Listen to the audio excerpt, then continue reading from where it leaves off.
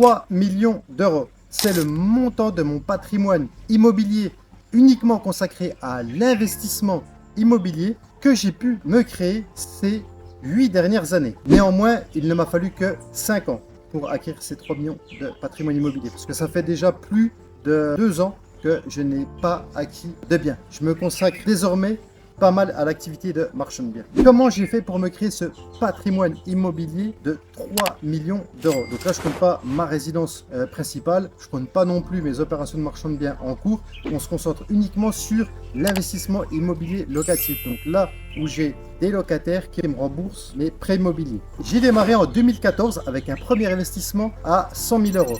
Dedans, j'avais 5 appartements, donc j'ai emprunté sur 15 ans, je remboursais 701 euros par mois et j'avais 1700 euros de loyer mensuel qui tombait. Je ne vais pas rentrer plus dans le détail de mes investissements immobiliers parce que ça a déjà été l'objet de précédentes vidéos. Pour plus de détails, je vous offre mon livre qui était numéro 1 des ventes Amazon les 2 premières semaines dès sa sortie, donc en 2019. Vous trouverez le lien dans la description pour le télécharger. J'ai ensuite fait un deuxième investissement immobilier, un troisième, un quatrième. Ensuite, j'ai fait une pause de quasiment un an. J'ai fait un cinquième investissement immobilier que j'ai acquis 477 000 euros.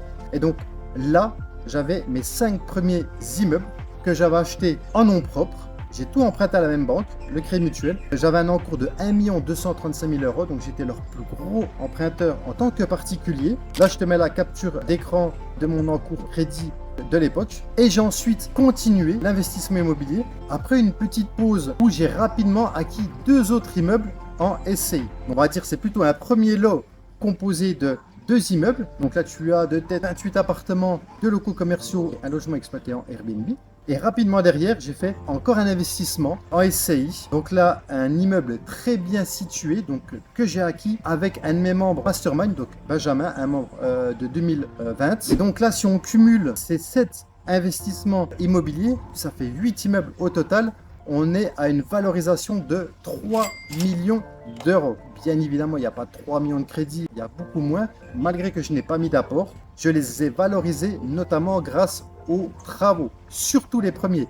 Mais si demain je devais tout vendre, j'empocherais 3 millions d'euros, je rembourserais à peu près 2 millions d'encours crédit à la banque, il me resterait 1 million net avant impôt. Donc c'est là le grand intérêt du triple enrichissement d'immobilier. Je le rabâche assez souvent, mais lorsque vous faites de l'investissement immobilier, non seulement vous faites du cash flow chaque mois, donc si on prend l'exemple de mon premier investissement immobilier, tu as 701 euros de crédit sur 15 ans, 1700 euros de loyer, donc tu te fais précisément 999 euros de cash flow mensuel, donc brut, net, on est quasiment à 800 euros. Donc ça, c'est la première source d'enrichissement de l'investissement immobilier. La deuxième source d'enrichissement, c'est le remboursement du capital. Parce que sur ces 1700 euros de loyer, certes, donc tu as tes 999 euros brut de cash flow, mais il faut savoir aussi que ton locataire te rembourse ton capital emprunté, ainsi que les intérêts.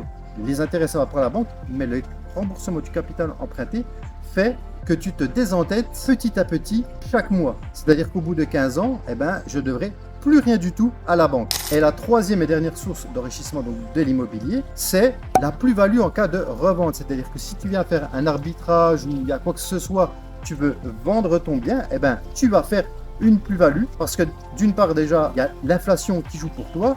D'autre part, tu auras très certainement valorisé le bien. Moi, en tout cas, c'est ce que je fais en faisant des travaux. Et troisièmement, étant donné que tes locataires t'auront remboursé du capital emprunteur, si on prend l'exemple de mon premier bien qui est à 100 000 euros, si demain je le vends 150 000 euros du fait de l'inflation et je le mets en valeur, je ne fais pas une plus-value de 50 000 euros, c'est-à-dire 150 000 euros mon prix de vente et 100 000 euros mon prix d'acquisition. Non.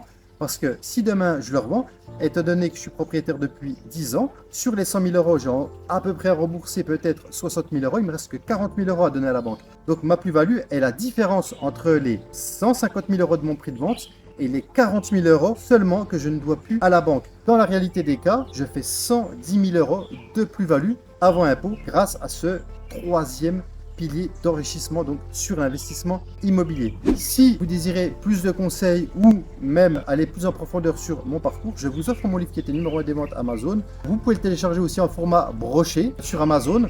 Il est à 8,90 €, donc c'est quasiment du prix coûtant. Je gagne rien là-dessus. Si vous avez des questions, posez-les-moi dans la rubrique commentaires ci-dessous. Depuis le soleil de l'île Maurice, je vous souhaite une agréable journée. Moi, en attendant, je vais ôter la chemise. Je vais aller piquer une petite tête.